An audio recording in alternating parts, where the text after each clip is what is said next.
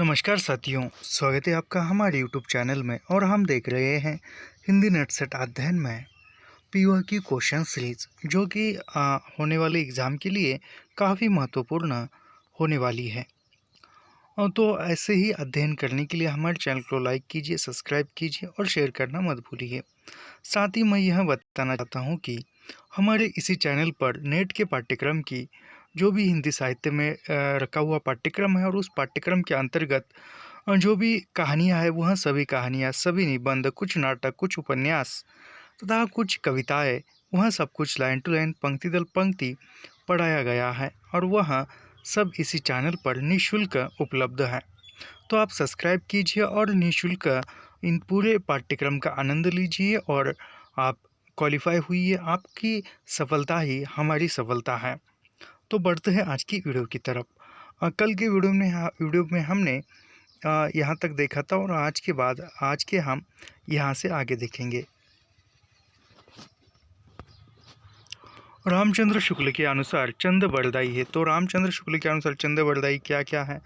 तो उसके अनुसार है, चंद बरदाई हिंदी के प्रथम महाकवि माना है शुक्ल जी ने, और वह व्याकरण में पारंगत थे।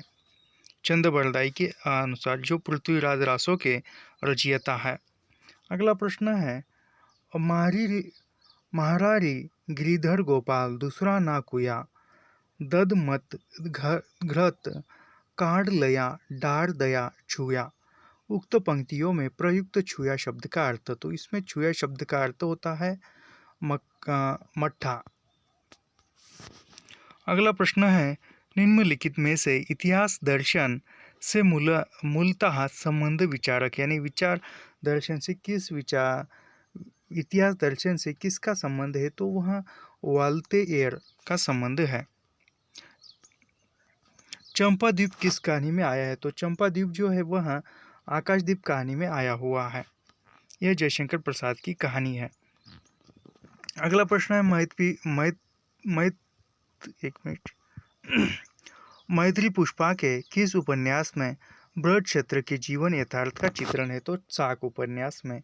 साक जो उपन्यास है वह 1997 में प्रकाशित है, और यह मैथिली पुष्पा द्वारा लिखित ब्रज भाषा क्षेत्र का यथार्थ जीवन चित्रण किया है।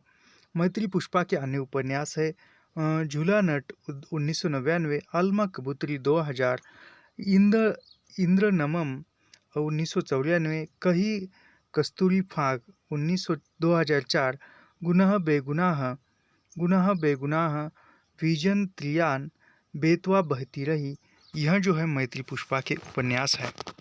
निम्नलिखित में से कौन सा कॉलरिज का ग्रंथ नहीं है? तो कॉलरिज का ग्रंथ कौन सा नहीं है? द टेबल टॉक और एलिजाबेथ एजेस, यह दो ही जो है यह कॉलरिज के ग्रंथ नहीं है। अगला प्रश्न है, असाध्य विना जो लंबी कविता है आगे की किस कविता संग्रह में? तो यह आंगन के पार द्वार संग्रह में प्रकाशित है, जो 1961 में प्रकाशित हुआ है। कविता संग्रहित है आगे की अन्य कविता, यानी आगे की अन्य कविता है बावरा आहेरी जो 1954, इंद्रधनुष रोंदे हुए 1957, अरि ओ करुणा प्रभामय 1959। अकिया हरि दर्शन की भूखी, बारक वहाँ सुख फेरी, दिखाओ दूही पाए पीवत पतुखी। उक्त पद में पथुकी शब्द का अर्थ है। तो पथुकी का अर्थ जो है वह होता है पत्ते का दोना। यहाँ पर वह कथन दिए हुए अभिकथन और कारण। अभिकथन पढ़ते हैं, मार्क्सवाद साहित्य सृजन का प्रधान कारण श्रम मानता है। बिल्कुल सही है, क्योंकि श्रम के बगैर साहित्य की परिकल्पना असंभव है। यह गलत है, यानी यहाँ पर अभिकथन सही और कारण जो है गलत है। अगला प्रश्न है, यहाँ पर सुमिलित कीजिए। तो कुछ पत्ते कुछ चिट्टियाँ, यह जो है 1979 में रघुवीर साय का है। आत्मा की आंखें 1964 रामधारी सिंह दिनकर का है। चूका भी हूँ नहीं मैं 1975 शमशेर बहादुर सिंह का है। और कुकुर मुत्ता 1942 यह सूर्यकांत त्रिपाठी निराला का है। अगला है प्रश्न, कबीर कुता राम मुतिया मेरा नाऊ, गले राम की जेवड़ी चित खेचे तित जाऊं। यानी इसमें है मानसिकता की व्यक्त हुई, यानी किस प्रकार की मानसिकता है, तो यहाँ पर आत्मसमर्पण का चित्रण है। कबीरदास यह निर्गुण शाखा के निर्गुण काव्य धारा के प्रतिनिधि कवि है कबीरदास, और यह अरबी भाषा शब्द का कबीर जो है यह अरबी भाषा का शब्द है। अगला प्रश्न है, प्रकाशन वर्ष के अनुसार कृष्णा सोप्ती के उपन्यासों का सही क्रम है। तो कृष्णा सोप्ती के उपन्यास यहाँ पर है मित्रों मरजानी 1967, सूरजमुखी अंधेरी के 1972, ये लड़की 1991, समय सरगम 2000। यह प्रसिद्ध है। इन्हें प्रसिद्ध उपन्यास जिंदगी नामा, यानी वो कृष्णा सोप्ती को उसका उपन्यास जिंदगी नामा से प्रसिद्धि मिली, जो 1979 में उसको साहित्य अकादमी मिला और वह प्रकाशित 1980 में हुआ था। यहाँ पर अभिकथन और कारण बताए हुए हैं। अभिकथन है, कल्पना काव्य का अनिवार्य साधन है। कारण क्या कहता है, क्योंकि कल्पना काव्य में साध्य है। यहाँ पर जो है, यहाँ पर यानी यहाँ पर भी जो है, यहाँ पर अभिकथन जो है वह गलत है और कारण जो है सही है। अगला प्रश्न है, महादेवी वर्मा के संबंध में रामचंद्र शुक्ल की क्या स्थापनाएं है। तो महादेवी वर्मा के संबंध में शुक्ल जी क्या कहते हैं, तो वह शुक्ल जी कहते हैं कि छायावादी कवियों में महादेवी वर्मा रहस्यवाद के अंतर्गत है, यानी रहस्यवादी माना है रामचंद्र शुक्ल ने महादेवी वर्मा को। और अगला है, महादेवी के गीतों में वास्तविक अनुभूति या रमणीय कल्पना नहीं है। यह दो कथन रामचंद्र शुक्ल ने महादेवी वर्मा के बारे में कहे हैं। अगला है, लक्ष्मा किस कहानी की पात्र है। लक्ष्मा जो है वह कौशिकी घटवार नामक कहानी की पात्रा है। और यहाँ पर पुरस्कार कहानी के पात्र देखते हैं तो अरुण मधुलिका, कौशल नरेश और सेनापति, यह जो जयशंकर प्रसाद की पुरस्कार कहानी है उसके है। और जो परिंदे कहानी है, परिंदे कहानी के पात्र देखते हैं जो निर्मल वर्मा की 1960 में प्रकाशित कहानी है। और परिंदे कहानी को नामवर सिंह ने हिंदी साहित्य की प्रथम कहानी मानी है। तो परिंदे कहानी की पात्रा है लतिका, डॉक्टर मुखर्जी, करीमुद्दीन, गिरीश नेगी। एक मिनट ये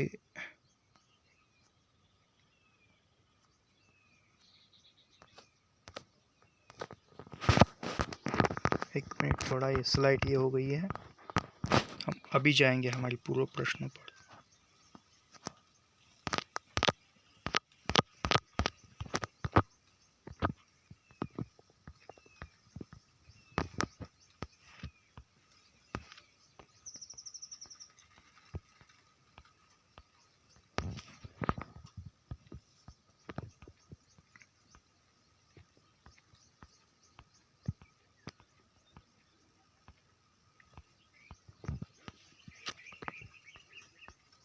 आ गए, नज़दीक आ गए हम।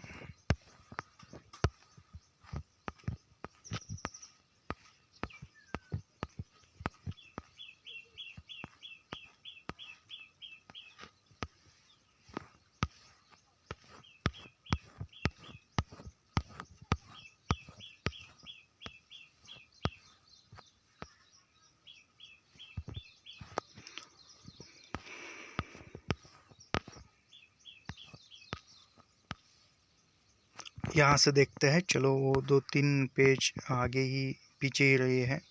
तो यहाँ से हम देखते हैं प्रकाशन वर्ष के अनुसार श्रीलाल शुक्ल के उपन्यासों का सही क्रम।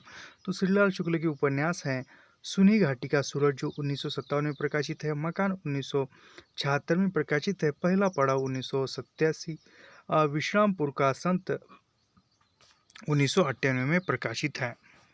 अगला प्रश्न है, निम्नलिखित के अनुसार नाटकों का सही क्रम पहचानिए। तो यहाँ पर नाटकों का सही क्रम है, सबसे प्रथम आषाढ़ का एक दिन जो 1958 में प्रकाशित है, लहरों के राजहंस 1963 में प्रकाशित है, आधे अधूरे 1969, हनुष 1977। लहरों के राजहंस नाटक जो है मोहन राकेश का है और यह जो है अश्वघोष के महाकाव्य सौवर्णानंद के आधार पर लिखा गया है। अगला है सूची एक के साथ सूची 2 का मिलान कीजिए। तो यहाँ पर मिलान करते हैं। तो राष्ट्रपति का जो आदेश है वह 1955 में प्रकाशित होता है। संसद की राज्यभाषा समिति के सुझाव जो 1959 में दिए थे, राज्यभाषा अधिनियम 1963 और संकल्प जो है 1968। राष्ट्रपति राजेंद्र प्रसाद ने सन 1955 में बाल गंगाधर तिलक एवं बीजी खेर की अध्यक्षता में राज्यभाषा आयोग का गठन किया था। इसमें कुल 21 सदस्य थे। यह प्रश्न हमने कल भी देखे थे।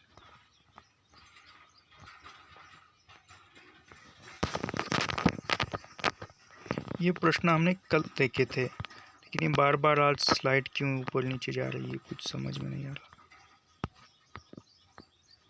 खैर छोड़ो। हाँ, ये यहाँ से। तो संयुक्त संसदीय समिति में 30 सदस्य थे, जिनमें लोकसभा के 20 तथा राज्यसभा के 10 सदस्य थे। इसने अपना प्रतिवेदन 1959 में दिया था, जो राज्य भाषा आयोग के अंतर्गत। राज्यभाषा अधिनियम 1963। राज्यभाषा अधिनियम 1963 उन भाषाओं का जो संघ के राजकीय प्रयोजनों, संसद में कार्य व्यवहार, केंद्रीय और राज्य अधिनियमों और उच्च न्यायालयों में कतिपय प्रयोजनों के लिए प्रयोग में लाई जा सकती है। अंतिम है संकल्प 1968 ई में संविधान के अनुच्छेद 343 के अनुसार संघ की राजभाषा हिंदी रहेगी। अनुच्छेद 351 के अनुसार हिंदी भाषा का प्रसार वृद्धि करना और उनका विकास करना, ताकि वह भारत की सामाजिक संस्कृति के सब तत्वों की अभिव्यक्ति का माध्यम बन सके। अगला प्रश्न है, भारत दुर्दशा के बारे में कौन से विचार सही है? तो भारत दुर्दशा के बारे में यहाँ पर यह हिंदी का पहला राजनीतिक नाटक माना है भारत दुर्दशा, और इसमें यह विचार प्रधान नाटक है। यह जयशंकर प्रसाद का लिखा हुआ नाटक है। अगला प्रश्न है, सूची 1 को सूची 2 के साथ मिलान कीजिए। तो यहाँ पर करेंगे हम। यह जो है, कीर का प्रिय आज पिंजर खोल दो, यह स्त्री जागृति का पंक्ति है। बीती विभावरी जागरी अंबर, पनघट में डूबो रही तारा घट उषा नागरी, यह जागरण गीत है। ये जो जमुना के से कछार पद पठे बिवाई के उधार, यह सामाजिक विसंगति का बोध करता है। इस धराशायी जग का क्रम, शाश्वत इस जीवन का संगम, यह दार्शनिकता का बोध देता है। अगला है ध्रुव स्वामिनी के नाटक से है। तो ध्रुव स्वामिनी के प्रतिपाद्य है। तो यहाँ पर ध्रुव स्वामिनी के प्रतिपाद्य क्या है देखते हैं।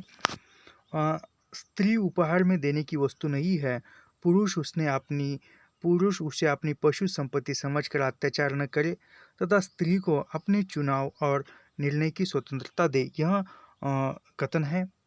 अगला कथन है, ध्रुव स्वामिनी के प्रतिपाद्य विषय है। ध्रुव स्वामिनी यह 1933 में जयशंकर प्रसाद द्वारा रचित नाटक है। विशाख्य देवी चंद्रगुप्त के आधार पर लिखा गया यह है। ध्रुव स्वामिनी नाटक के पात्र। अभी ध्रुव स्वामिनी नाटक के पात्र देखते हैं।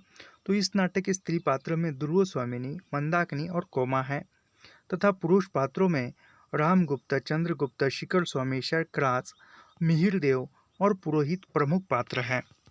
इस नाटक में ध्रुव स्वामिनी प्रमुख, यानी इस नाटक की प्रमुख पात्रा जो है वह ध्रुव स्वामिनी और नायिका भी है, जो नारी चिंतन के विषय में समग्र रूप से प्रस्तुत करती है। इस नाटक में पात्रों के माध्यम से महिला की समस्याओं को समाज के सामने रखा है। अगला प्रश्न है हमारा यहाँ पर, निम्नलिखित में से कौन सी भाषा शामी भाषाओं में शामिल नहीं है? तो शामी भाषाओं में यहाँ पर फारसी जो है यह शामी भाषाओं में सम्मिलित नहीं है। अन्य यहाँ पर देखते हैं, शामी भाषा जो है फारसी शामी भाषा में सम्मिलित भाषा नहीं है। भारोपीय भाषा परिवार विश्व में सबसे अधिक भाषा वाला परिवार जो है वह भारोपीय परिवार है। सर्वप्रमुख भाषा परिवार है, यानी सर्वप्रमुख भाषा परिवार है। इसके बोलने वालों की संख्या विश्व में सबसे, यानी कौन सी भाषा परिवार बोलने वाला भाषा परिवार सबसे ज़्यादा है, तो वह भारोपीय भाषा परिवार है। अब भारोपीय भाषा परिवार के अंतर्गत आने वाली भाषा है संस्कृत, पाली, प्राकृत, अपभ्रंश, हिंदी, बंगाली, फारसी, ग्रीक, लैटिन, अंग्रेजी, रूसी, जर्मन, पुर्तगाल, इतावली, यह जो है भारोपीय परिवार के अंतर्गत आने वाली भाषाएं हैं। अगला प्रश्न है, निम्नलिखित में से किस विचार से गांधीवादी दर्शन सहमत नहीं है? तो गांधीवादी दर्शन जो है साध्य की शुद्धता लेकिन साधन की अशुद्धता, इसके लिए गांधीवाद जो है सहमत नहीं है। गांधीवाद किन किन बातों से सहमत था वह देखते हैं। आध्यात्मिक या धार्मिक तत्व ईश्वर इसके मूल में है, इस बात से सहमत थे। सभी व्यक्ति उच्च नैतिक विकास और सुधार करने के लिए सक्षम है, इस बात के लिए गांधीवादी दर्शन स्वीकार थे। सादा जीवन और श्रम पर जोर दिया है गांधीवाद ने, और सत्य और अहिंसा इन मार्गों पर चलने वाला। अभी क्या भूलूं क्या याद करूं के प्रारंभ में उत्तर प्रदेश के बस्ती जिले के किस गांव का उल्लेख है? तो अमोड़ा। यह जो है हरिवंश राय बच्चन की आत्मकथा का प्रथम खंड है, 1969 में प्रकाशित हुआ था। इसके 4 भाग है आत्मकथा के हरिवंश राय बच्चन के। प्रथम भाग है क्या भूलूं क्या याद करूं, द्वितीय है नीड का निर्माण फिर, और तृतीय है बसेरे से दूर, और चौथा है 10 द्वार से सोपान तक। क्या भूलूं क्या याद करूं, इस आत्मकथा के भाग के लिए भारतीय साहित्य के सर्वोच्च पुरस्कार सरस्वती सम्मान से सम्मानित किया था। नीचे 2 कथन दिए हुए हैं, अभी यहाँ पर अभिकथन और कारण देखते हैं क्या है।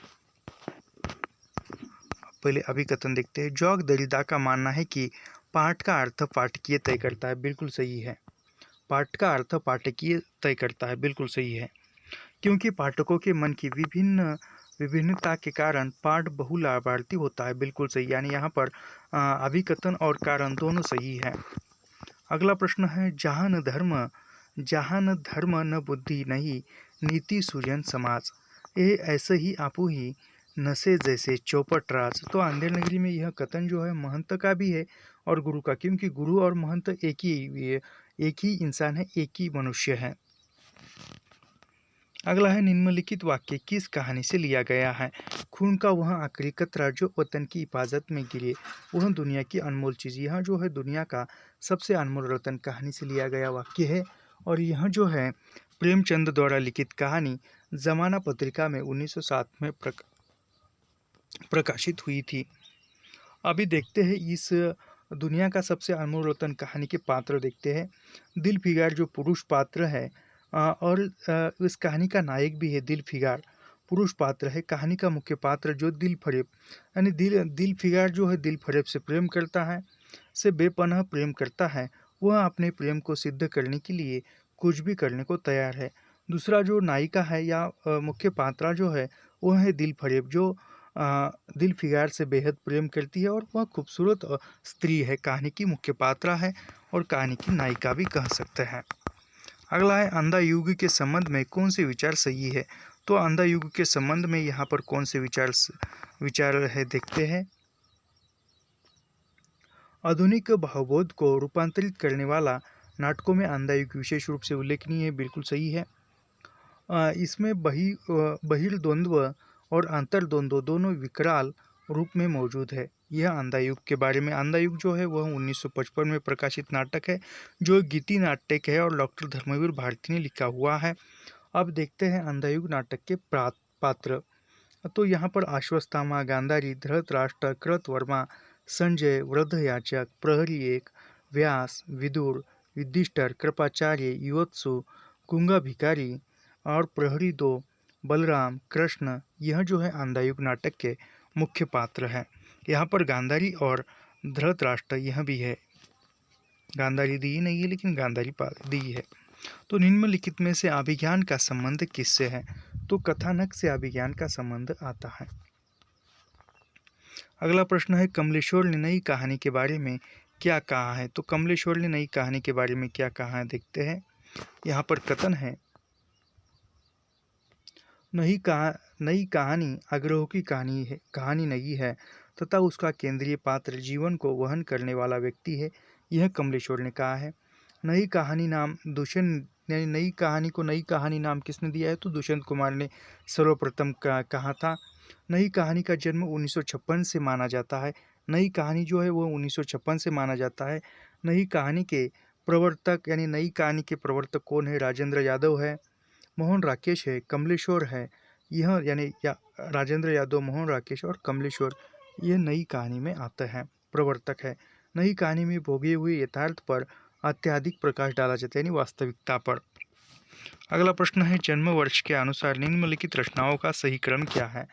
तो यहाँ पर रचनाकारों का है, वहाँ रचनाकारों का होना चाहिए, लेकिन यहाँ पर वहाँ पर रचनाओं का दिया था। तो बाल मुकुंद गुप्त 1856 में जन्मे और उनकी मृत्यु 1907 में हुई।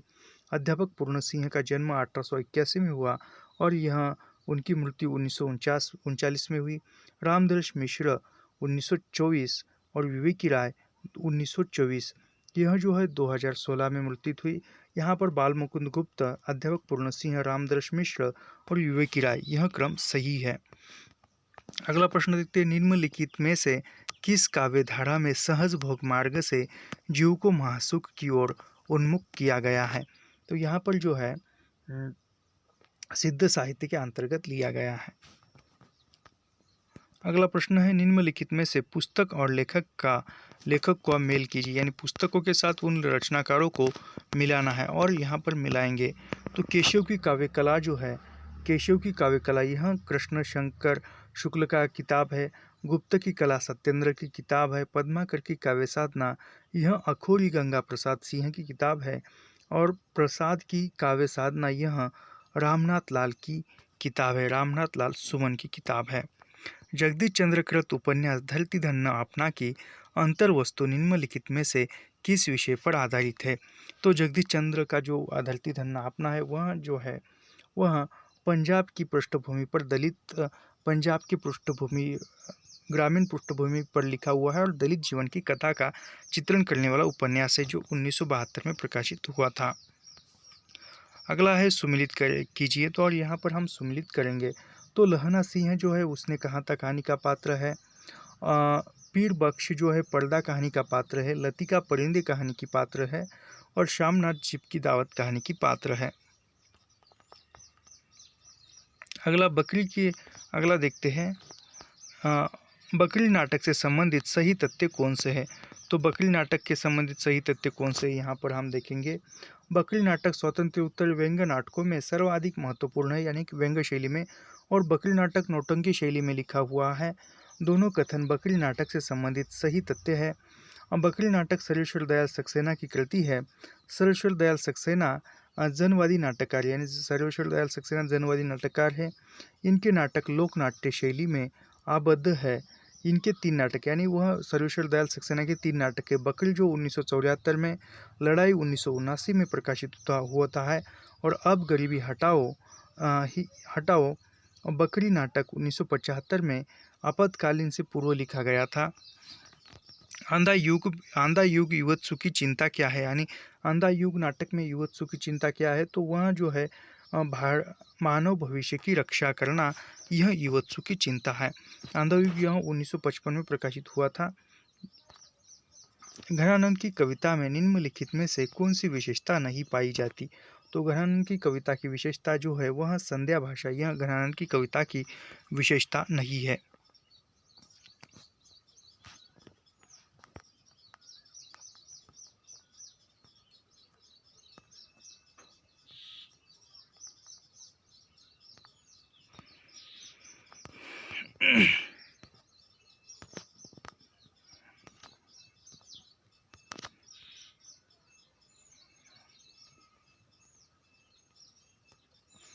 कहाँ पर थे और कहाँ पर आ गए?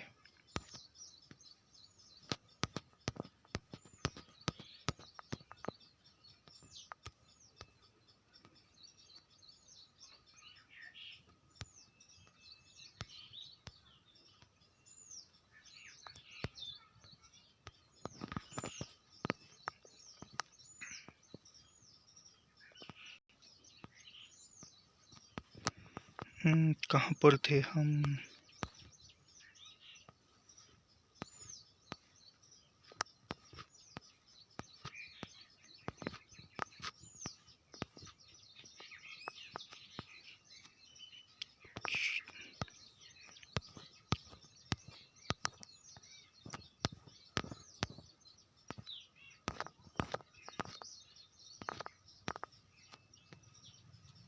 हाँ, तो तो बकरी नाटक के बारे में हमने देखा था। और अंधा युग में युवत्सु की चिंता जो है वह शाप बाहर मानव भविष्य की रक्षा थी। और घनानंद की कविता में निम्नलिखित में से संध्या भाषा का प्रयोग नहीं हुआ था, यहाँ हम देखे थे। और यहाँ पर जो है कथन और अभिकथन, क्योंकि अभाव बहुत से अभावों में हम आपको पढ़ा रहे हैं, तो उसके वजह से बार बार थोड़ा सा ये हुआ, तो कहीं पर भी स्लाइड जा रही है। तो अभिकथन जो है, कविता मनुष्य के हृदय को शुद्ध करती है। कारण है कि मनुष्य के हृदय की प्रवृत्ति अवस्था कविता से संभव है। यानी यहाँ पर देखते हैं कौन सा कथन सही है और कौन सा कथन गलत है। तो यहाँ पर जो है दोनों सही है। अरे यायावर रहेगा याद, इसमें सुमिलित है, तो इसमें जो है सुमिल वह है झांझुली मांझुली और बहता पानी निर्मला। यह जो दो है यह यायावर रहेगा याद में है, सुमिलित है। यह आगे का यात्रा वर्णन है और आगे का पूरा नाम सच्चिदानंद हीरानंद वात्स्ययन आगे है। सम्मिलित यात्रा वर्णन निम्नलिखित, यानी इस यात्रा वर्णन में कौन कौन से उपशीर्षक है। तो परशुराम से तुर्खम, किरणों की खोज में, देवताओं के आंचल में, मौत की घाटी में, एलुरा माजुली, बहता पानी निर्मला। निम्नलिखित काव्य ग्रंथों का सही अनुक्रम है। तो यहाँ पर काव्य ग्रंथों का सही अनुक्रम है जो चिंता 1924 में है, यह आगे का है। और चांद का मुंह टेढ़ा है, इसमें संकलित है 1964। चांद का मुंह टेढ़ा है वह यह गजानन माधव मुक्तिबोध की है। संसद से सड़क तक 1972 सुदामा पांडे का है। और सुदामा पांडे धूमिल उनका ऊपर नाम था। उदिता 1980 शमशेर सिंह बहादुर का है उदिता। अगला प्रश्न है, निम्नलिखित में से कौन ईदगाह कहानी के पात्र नहीं है। तो यहाँ पर ईदगाह कहानी के पात्र कौन नहीं है, तो मोहसिन है, महमूद है। यहाँ पर जो है जुम्मन शेख और भजन सिंह, यह दो जो है यह दो ईदगाह कहानी के पात्र नहीं है। जो 1933 में प्रकाशित यह कहानी थी और इस कहानी के पात्र देखते प्रेमचंद द्वारा लिखित यह कहानी है। तो ईदगाह कहानी के पात्र जो है वह है अमीना, जो दादी है हमीद की, हमीद जो पोता है अमीना का, मोहसिन, महमूद, नूरे, यह जो है शम्मी, यह जो है हमीद के दोस्त हैं। और जुम्मन शेख यह पंच परमेश्वर कहानी का पात्र है। नागमती योग खंड से संबंधित तथ्य है। तो नागमती योग खंड से क्या संबंधित है, तो यह 12 मासा शैली में लिखा हुआ है। नागमती योग खंड बिल्कुल सही है, बिल्कुल सही है ना, 12 मासा शैली में लिखा हुआ है। और नागमती के आंसुओं से सारी सृष्टि भीगी हुई जान पड़ती है, यह भी बिल्कुल सही है। तो नागमती योग खंड से कथन 1 और कथन 2 सही है। यहाँ पर जो आवरण है, जो गद्यांश है, इसको हम छोड़कर आगे की प्रश्न की ओर बढ़ते हैं, क्योंकि गद्यांश भी ले सकते थे लेकिन नहीं लेंगे हम। निम्नलिखित में से, क्योंकि गद्यांश क्यों नहीं लेंगे हम, क्योंकि गद्यांश तो यूँ पढ़कर 5 में से हम 3-4 प्रश्न तो यूँ ही सही कर जाएंगे, तो इसीलिए जो अगला प्रश्न है वह हम देखेंगे। तो यहाँ पर है, निम्नलिखित में से कौन सा शब्द तद्भव नहीं है। तो वायु जो है वह तद्भव शब्द नहीं है। निम्नलिखित में से कौन सा शब्द यौनिक रूढ़ नहीं है। तो जलद जो है यह यौनिक शब्द रूढ़ नहीं है। निम्नलिखित में से कौन सी भाषा आर्य भाषाओं के अंतर्गत नहीं आती। तो यहाँ पर अरबी जो है यह आर्य भाषाओं के अंतर्गत नहीं आती, अरबी शामी भाषा के अंतर्गत आती है। अगला प्रश्न है, तारीख निम्नलिखित में से किस भाषा का मूल शब्द है। तारीख जो है वह एक मिनट, तारीख शब्द अरबी भाषा का है और हिंदी में तारीख को तिथि कहते हैं, तिथि। रामचंद्र शुक्ल के अनुसार नाथों की संख्या कितनी है। तो रामचंद्र शुक्ल के अनुसार नाथों की संख्या 9 है। और उन 9 नाथों के नाम हम यहाँ पर देखते हैं। 9 नाथों के नाम, नागार्जुन, जड़भरत, हरिश्चंद्र, सत्यनाथ, भीमनाथ, गोरक्षनाथ, गोरक्षनाथ को ही गोरखनाथ कहते हैं, और चरपटनाथ, जलंधरनाथ और मलया अर्जुन, यह 9 नाथों के नाम थे। अगला प्रश्न देखते हैं, नगर बाहिरे डोबी तोहरी कुड़िया छवि, छोई जाए सो बाध्य नाड़िया। उपयुक्त काव्य पंक्तियाँ किसकी है। तो यह जो है यह काव्य पंक्तियाँ देखते हैं किसकी। अरे यार,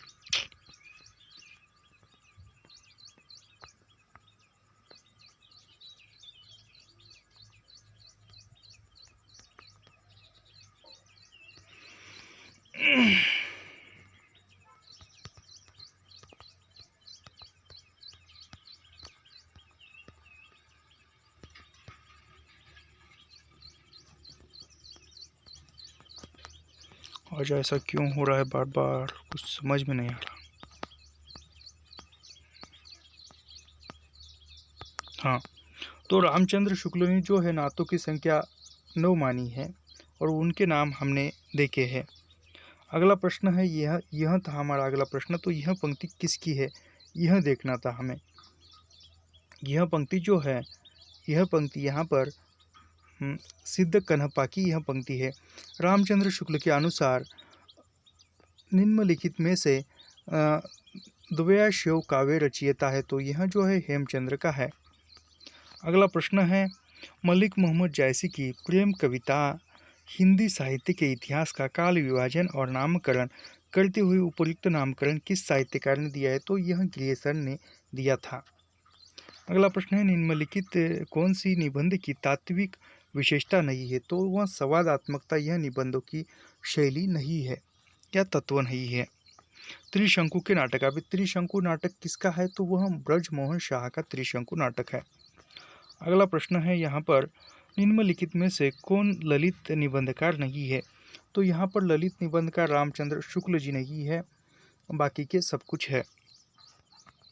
अगला प्रश्न देखते हैं कि लाला ब्रज किशोर और मुंशी चुन्नीलाल निम्नलिखित में से किस उपन्यास के पात्र है। यह जो है ब्रज किशोर, यह जो है यह परीक्षा गुरु जो 1882 में प्रकाशित श्रीलाल शुक्ल का उपन्यास था, इसके पात्र है। अगला प्रश्न है, आधुनिक ईरान की पृष्ठभूमि पर रक्त रंजित क्रांति का चित्रण निम्नलिखित में से किस उपन्यास में किया गया है, तो यहाँ पर 7 नदियाँ एक समंदर उपन्यास में किया गया है।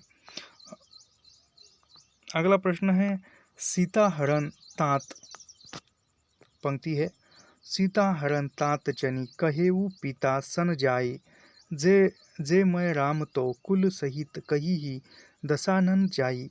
उक्त उदाहरण में कौन सी ध्वनि है, तो यहाँ पर जो है अर्थांतर संक्रमित वाच्य ध्वनि का प्रयोग हुआ है। अगला प्रश्न है, देश प्रेम है क्या। देश प्रेम है क्या, प्रेम ही तो है। इस प्रेम का अवलंबन क्या है, सारा देश अर्थात मनुष्य, पशु, पक्षी, नदी, नाले, वन सहित सारी भूमि। उक्त कथन किसका है, तो यह कथन रामचंद्र शुक्ल का है।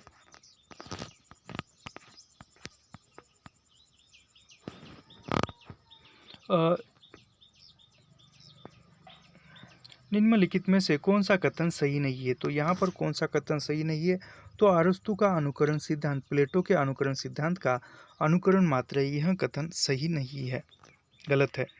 निम्नलिखित में से कौन सा कथन सही है, तो यहाँ पर कौन सा कथन सही है, यह पहचानना है हमें।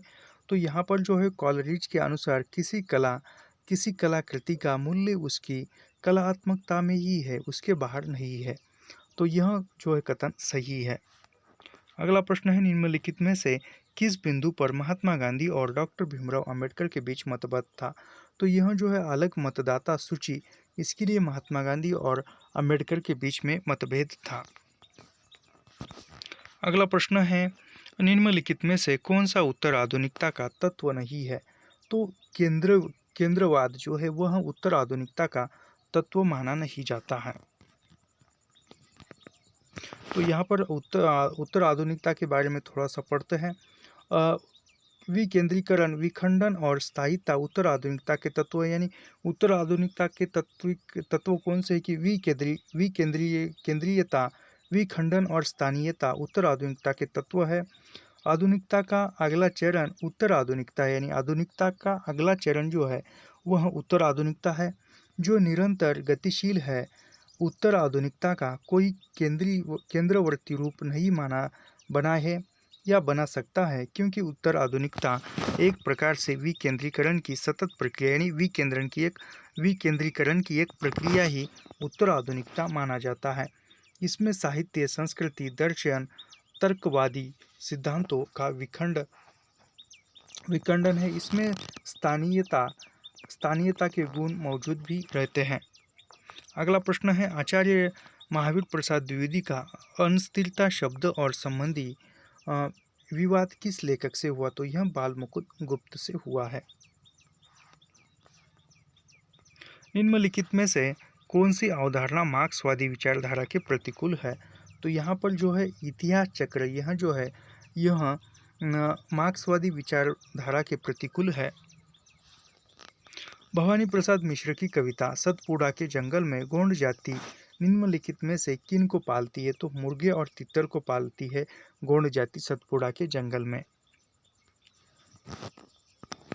अगला प्रश्न है, रामचरितमानस के उत्तरकांड में उन्होंने ज्ञान की अपेक्षा भक्ति को कहीं अधिक सुसाध्य और दायिनी कहा है? तो यह कथन जो है, यह कथन रामस्वरूप चतुर्वेदी का है। रामचरितमानस के उत्तराखंड में ज्ञान की अपेक्षा भक्ति को अधिक सुसाध्य और अशुफलदायिनी आचार्य रामचंद्र शुक्ल ने कहा है। रामचंद्र शुक्ल ने कहा है, चतुर्वेदी नहीं है, रामचंद्र शुक्ल है। और रामचंद्र शुक्ल का है प्रिय कवि गोस्वामी तुलसीदास है, यानी रामचंद्र शुक्ल की प्रिय कवि तुलसीदास है। श्याम सुंदर दास ने, अभी श्याम सुंदर दास क्या कहते हैं यह भी देखते हैं कि श्याम सुंदर दास का कथन कौन सा है। तो श्याम सुंदर दास ने कहा है कबीर ग्रंथावली का संपादन किया, यानी श्याम सुंदर दास ने कबीर ग्रंथावली का संपादन किया।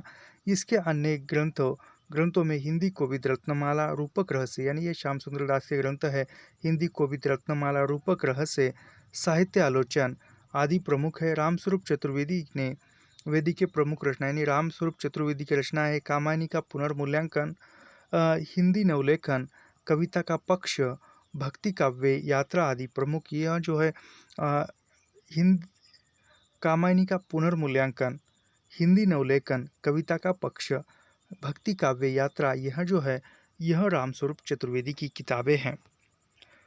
अगला प्रश्न देखते हैं, यह खुसरो की पहेली है। गोरी सोवे सेज पर मुख पर डाले केश, चल खुसरो घर अपने रैन बही चौदेश।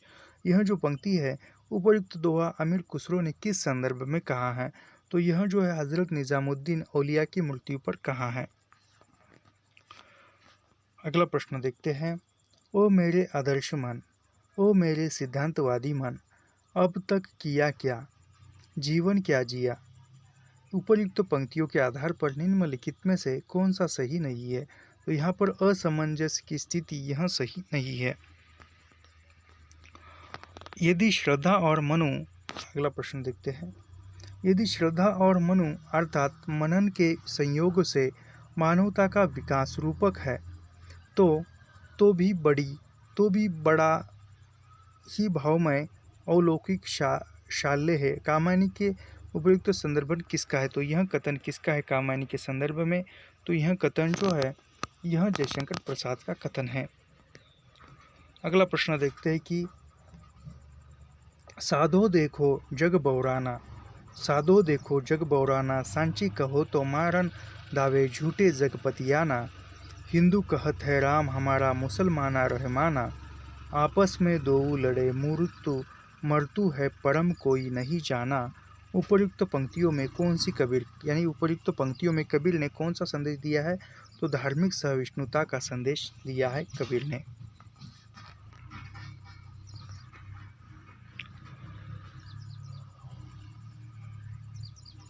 अगला प्रश्न देखते कि करम बीबी और सफराज निम्नलिखित में से किस उपन्यास, यानी करम बीबी और सफराज यह किस उपन्यास के पात्र है? तो यह जो है जिंदगीनामा उपन्यास के पात्र है।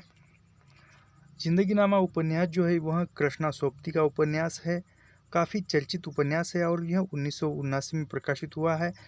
जबकि डार से बिछुड़े सूरजमुखी अंधेरे के 1972 और यारों के यार कृष्णा सोबती के उपन्यास है। मानस का हंस उपन्यास के पात्र नहीं है। तो मानस का हंस उपन्यास के पात्र कौन से नहीं है? तो वीरपाल सिंह और जानवी यह जो है मानस के हंस उपन्यास के पात्र नहीं है।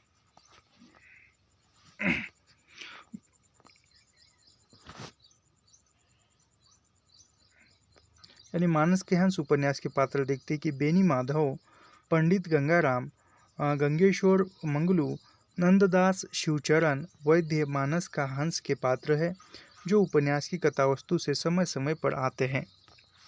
अगला प्रश्न है, निम्नलिखित में से किस उपन्यास में उत्तर प्रदेश के पूर्वांचल के एक कस्बानुमा गांव शिवपालगंज की कहानी कही गई है? तो यह राग दरबारी उपन्यास में शिवपालगंज गांव की कहानी कही हुई है, जो जगदीश चंद्र का उपन्यास है,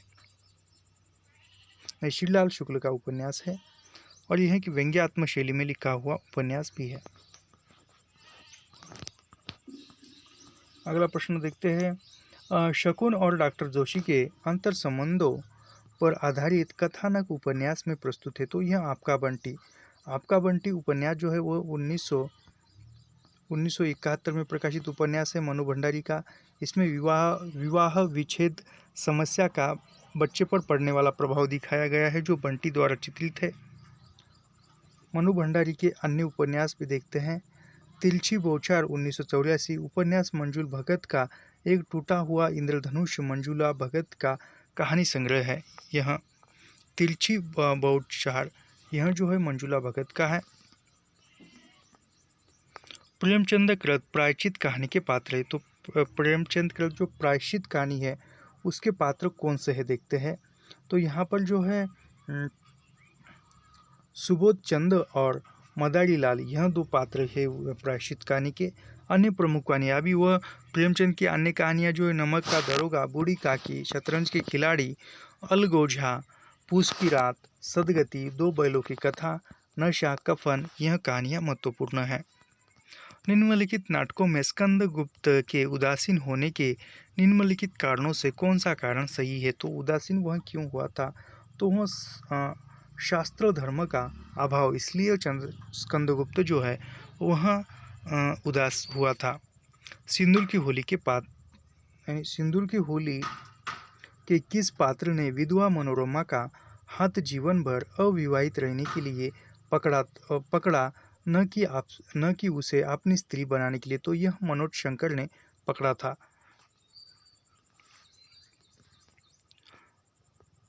सिंदूर की होली नाटक मनोज शंकर ने विधवा मनोरमा का हाथ जीवन भर अविवाहित रहने के लिए पकड़ा, न कि स्त्री बनाने के लिए। अन्य दिए गए पात्रों का संबंध उपयुक्त कथन से नहीं है। अति उचित विकल्प में लक्ष्मी नारायण मिश्र कृत, यानी ये लक्ष्मी नारायण मिश्र कृत नाटक है। सिंदूर की होली के पात्र मनोज शंकर की तर्क संगतता है। यह मिश्र जी का प्रसिद्ध समस्या, यानी एक समस्या नाटक है और मिश्र जी का प्रसिद्ध नाटक है। यह समस्या नाटकों में राक्षस का मंदिर 1931, सन्यासी 1930 और रहस्य 1932, राजयोग 1933, आधी रात 1934 यह समस्या नाटकों में आते हैं। अगला प्रश्न है, उन्होंने पाश्चिमात्य साहित्य के किताबी ज्ञान को निजी अनुभव और पर्यवेक्षण के खरल में कूट पीस कर सामाजिक दिग्दर्शक का नवीन और तथ्यपरक रसायन तैयार किया। प्रसिद्ध नाटककार जगदीश चंद्र माथुर ने उपयुक्त विचार किस नाटक के संदर्भ में कहा है। तो यह किस नाटक के संदर्भ में कहा है देखते हैं। यहाँ पर यह उपेंद्रनाथ आष्ट के संदर्भ में कहा है जगदीश चंद्र माथुर ने। उन्होंने प्रायश्चित नाट्य साहित्य के किताबी ज्ञान को निजी अनुभव प्रवेशक के खलन कूट पीस कर सामाजिक दिग्दर्शक का नवीन और तथ्यपरक रसायन तैयार किया है। रामकुमार वर्मा कहते हैं कि रामकुमार वर्मा प्रसादोत्तर नाटककार है, यानी प्रसाद के बाद के काल के नाटककार है, जिनके प्रमुख नाटक यानी रामकुमार वर्मा के नाटक है कौमुदी महोत्सव और विजय पर्व का नाम। रामकुमार वर्मा यह मूलतः एकांकीकार है, लेकिन उनके दो नाटक भी है, कौमुदी महोत्सव और विजय पर्व लिया जा सकता है। यह अन्य प्रसादोत्तर अन्य नाटककार लक्ष्मी नारायण मिश्र, प्रमुख नाटककारों में अशोक, गरुड़ ध्वज, वत्सराज, विवत्सा की लहरें आदि नाम आता है। जबकि समकालीन नाटककारों में विष्णु प्रभाकर का नाटक जो है युगी युगी क्रांति, टूटते परिवेश, कुहासा और किरण, श्वेत कमल यह प्रमुख नाटक है। अगला प्रश्न है, समांतरण कथा प्रसंगों को लेकर लिखा गया नाटक है। तो यह जो है एक और द्रोणाचार्य नाटक जो है समांतरण कथा प्रसंगों को लेकर लिखा गया नाटक है। एक और द्रोणाचार्य नाटक के पात्र भी देखते हैं। यहाँ पर एक और द्रोणाचार्य नाटक में अरविंद, उसके परिवार के और कॉलेज का प्रसंग है। दूसरी ओर द्रोणाचार्य उनके परिवार तथा महाभारत कालीन पात्र है। अभी देखते हैं कि वह एक और द्रोणाचार्य नाटक के पात्र कौन से हैं। तो युधिष्ठिर, अर्जुन, भीम अश्वत्थामा, एकलव्य यह पात्र है। सुरेंद्र वर्मा का पहला राजा जगदीश चंद्र महातुर का नाटक है। एवं 8वां सर्ग सुरेंद्र वर्मा का नाटक है। आवारा मसीहा किस साहित्यकार की औपन्यासिक जीवन कृति है? तो यह जो है यह शरद चंद्र के जीवनी है। रामचंद्र शुक्ल के अनुसार निम्नलिखित में से किस ग्रंथ के कयामत का वर्णन, यानी रामचंद्र शुक्ल के अनुसार किस ग्रंथ में कयामत का वर्णन है? तो यह मलिक मोहम्मद जायसी के पूर्ण ग्रंथ है। तो इसमें जो है आखिरी कलाम में कयामत का वर्णन आता है। महादेवी के साहित्य में कहीं निष्क्रिय दया नहीं, वरन रचनात्मक करुणा का ही भाव वर्तमान है। उपयुक्त तो किस आलोचक का कथन है? तो यह किस आलोचक का कथन है यह देखते हैं हम। तो यह जो है रविंद्र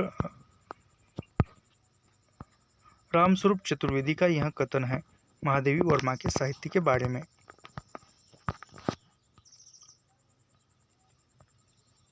अगला प्रश्न देखते हैं। पोर्ट विलियम कॉलेज कलकत्ता के संबंध में निम्नलिखित में से कौन सा कथन सही नहीं, यानी पोर्ट विलियम कॉलेज के बारे में कौन सा कथन सही नहीं है? तो आधुनिक भारतीय भाषाओं की जानकारी नहीं दी जाती है। आधुनिक भारतीय भाषाओं की जानकारी देने के लिए पोर्ट विलियम कॉलेज की स्थापना हुई थी, तो यहाँ पर नहीं दी है, तो यह कथन गलत है। अगला प्रश्न है, यह इसकी स्थापना जो है John Gilchrist Fort William college Calcutta में आधुनिक भारतीय भाषाओं की जानकारी नहीं दी जाती थी, असंगत है। पोर्ट विलियम कॉलेज में आधुनिक भारतीय भाषाओं की जानकारी एवं शिक्षा दी जाती थी, यानी पोर्ट विलियम कॉलेज में आधुनिक भाषाओं की जानकारी और शिक्षा दी जाती थी। कॉलेज के प्राचार्य जॉन किलक्राइस्ट थे, यानी पोर्ट विलियम कॉलेज के प्राचार्य एवं प्रधानाचार्य जो थे वह थे जॉन किलक्राइस्ट थे। इंग्लैंड में नवागत अंग्रेजी अफसरों के प्रशिक्षण की व्यवस्था थी। इसकी स्थापना 1800 में हुई थी, यानी कि 1800 में पोर्ट विलियम कॉलेज की स्थापना हुई थी। यहाँ से ही हिंदी गद्य का विकास होता है, पोर्ट विलियम कॉलेज से ही। निम्नलिखित में से तालव्य वर्ण है, तो यहाँ पर तालव्य वर्ण कौन कौन से देखते हैं। तो तालव्य वर्ण जो है वह है स और उसके बाद ट, यह दो है जो तालव्य वर्ण है। नहीं, ट नहीं, च और ज, ट, च और ज, यह जो है तालव्य वर्ण है जो त वर्ग में आते हैं। अगला प्रश्न है, राजभाषा आयोग 1955 के अनुसार निम्नलिखित सुझाव दिए गए थे। तो वहाँ 1955 में जो राजभाषा आयोग हुआ था उसके अंतर्गत कौन कौन से सुझाव दिए थे यह हमें पहचानना है। तो यहाँ पर जो है पहचानेंगे, हिंदी सर्वाधिक बोली और समझी जाने वाली भाषा है, यही सारे भारत का एक माध्यम हो सकती है। उसके बाद था 14 वर्ष की उम्र तक भारत के प्रत्येक विद्यार्थी को हिंदी का ज्ञान करा देना चाहिए, यह एक सुझाव था। और अगला था उच्च न्यायालयों में क्षेत्रीय भाषाओं का उपयोग होना चाहिए। यह जो थे यह सुझाव 1955 में राज्य भाषा आयोग द्वारा दिए गए थे। अगला प्रश्न क्या है देखते हैं कि जगदीश चंद्र मातुल के नाटकों के मुख्य स्वर है। तो जगदीश चंद्र मातुल के नाटकों के मुख्य स्वर कौन से है देखते हैं। तो यहाँ पर प्राचीन पात्र प्रसंग और सामायिक समस्याओं का प्रकाशन दिखाई देता है। उसके बाद है रामलीला पद्धति द्वारा तुलसी के मानस मर्म को आधुनिक पाठकों तक पहुंचाना, यह जो है जगदीश चंद्र मातुल के नाटकों की विशेषता थी। रामचंद्र शुक्ल के अनुसार निम्नलिखित में से अमीर खुसरो के बारे में कौन सी बातें सही है। तो रामचंद्र शुक्ल ने अमीर खुसरो के बारे में क्या कहा है देखते हैं कि वे पारसी के बहुत अच्छे ग्रंथकार और अपने समय के नामी कवि थे, यह कहा है शुक्ल ने। और इसके बाद कहा ये बड़े ही विनोदी मिलनसार सहृदयी थे, यह भी कहा है शुक्ल ने खुसरो को। और उसके बाद यह कहा है कि इसकी पहेलियाँ और मुखरियाँ प्रसिद्ध है, यह नहीं कहा था। इनमें उक्त वैचित्र्य का नितांत अभाव है, यह नहीं कहा था। तो यहाँ पर 1, 2 और 4 यह सही है। ऑप्शन क्रमांक ये हमारा यहाँ पर सही होगा। अगला प्रश्न है, पुनर्जागरण के संबंध में निम्नलिखित में से कौन से कथन सही है। तो पुनर्जागरण के संबंध में कौन कौन से कथन सही है देखते हैं। पुनर्जागरण दो जातीय संस्कृति के टकराहट बिल्कुल सही है। यहाँ पर अब मनुष्य की आदिम प्रवृत्ति की तलाश, यह गलत है। परंपराओं का तथ्य यथा तथ्य अनुपालन, यह भी गलत है। मनुष्य के संपूर्ण तथा संलिष्ट स्वरूप की खोज, यह सही है। यह पुनर्जागरण के बारे में सही है। अगला प्रश्न है, फणीश्वरनाथ रेणु द्वारा रचित कहानी है। तो फणीश्वरनाथ रेणु ने कौन कौन सी कहानियां रची है? तो ठुमरी एक है यहाँ पर।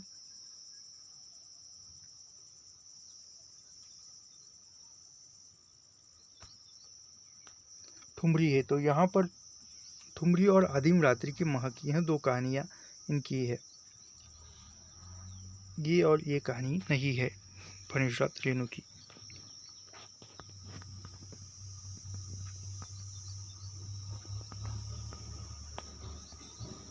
यशपाल की पर्दा कहानी के पात्र है। अभी यशपाल के पर्दा कहानी के कौन कौन से पात्र है देखते हैं।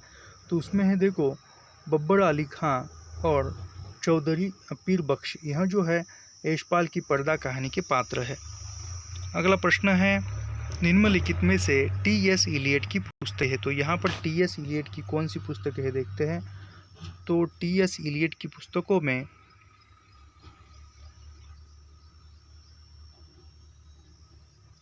द सीक्रेट वुड और द वेस्टलैंड, यह दो इलियट की किताबें हैं। अगला प्रश्न है, आचार्य क्षेमेंद्र के ग्रंथों के नाम हैं। तो क्षेमेंद्र के ग्रंथों के नाम या ग्रंथ कौन से हैं यहाँ पर पहचानना है। तो वह है, देखो, कवि कंठाभरण और सवृत्ति तिलक, यह जो है यह क्षेमेंद्र के ग्रंथ के नाम है या ग्रंथ है। मार्क्सवादी दर्शन के अनुसार निम्नलिखित में से कौन से कथन सही है। तो मार्क्सवाद के अनुसार कौन कौन से कथन सही है देखते हैं। तो यहाँ पर मानव सभ्यता के विकास की पहली मंजिल आदिम साम्यवाद थी, बिल्कुल सही है। और उसके बाद मानव समाज का इतिहास वर्ग संघर्षों का इतिहास है, यह दो जो है मार्क्सवाद ने के संबंध में कथन सही है।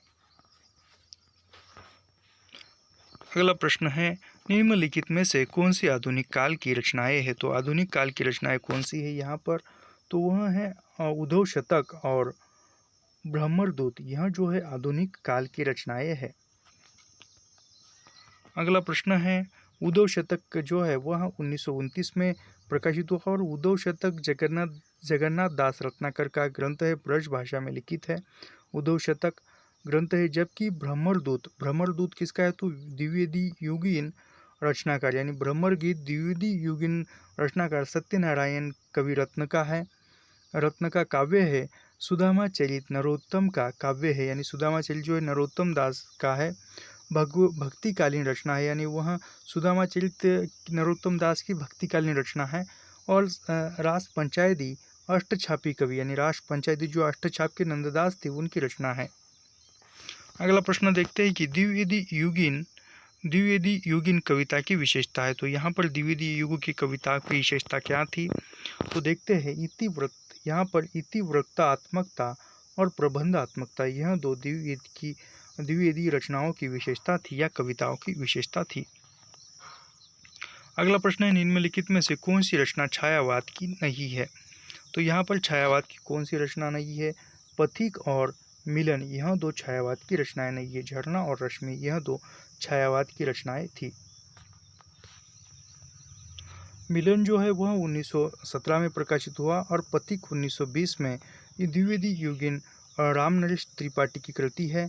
जबकि झरना 1918 एवं रश्मि 1932, यानी 1918 से 1936, यह जो है छायावाद का समय है।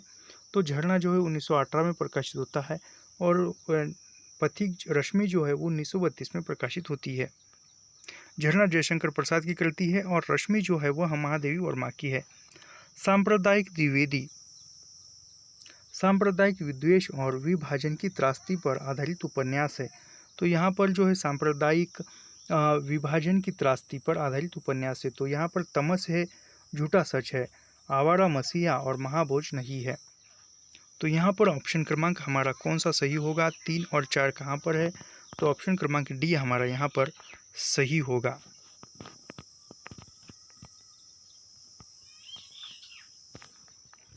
तमस उपन्यास के पात्र है। तो यहाँ पर तमस उपन्यास के कौन कौन से पात्र है देखते हैं। तो तमस उपन्यास का रिचर्ड है और लीजा, यह दो पात्र तमस उपन्यास के हैं। सेल्मा तथा कनक, कनक जो है यह झूठा सच भाग 1 की पात्र है और सेल्मा जो है, सेल्मा अन्य उपन्यास की पात्रा होगी। सेल्मा जो है अपने अपने अजनबी उपन्यास की पात्रा है, जो 1961 में प्रकाशित उपन्यास है। उपन्यास की पात्रा है। कनक झूठा सच 1958 भाग 1 की पात्रा है और भाग 2 झूठा सच का भाग 2 1960 उपन्यास की पात्र है। अपने अपने अजनबी आगे का उपन्यास है और झूठा सच यशपाल का उपन्यास है। मनु भंडारी द्वारा रचित उपन्यास नहीं है। अभी मनु भंडारी का कौन सा उपन्यास नहीं है, तो यहाँ पर मनु भंडारी का महाभोज है, आपका बंटी है। उसके बाद अभी जहाँ पर 1 और 2 दिखते हैं उसको कट करना चाहिए। यह नहीं हो सकता, ये भी नहीं हो सकता और ये भी नहीं हो सकता। तो यहाँ पर ये हो सकता है। शैलेश और बसंती, यह दो जो है, यह दो मनु भंडारी के उपन्यास है, नहीं है। दूधनाथ सिंह द्वारा रचित कहानी संग्रह है। तो दूधनाथ सिंह का कहानी संग्रह कौन कौन से देखते हैं। तो यहाँ पर धर्मक्षेत्र कुरुक्षेत्र यह एक है और निष्कासन यह भी है। दूधनाथ सिंह की कहानी संग्रह है।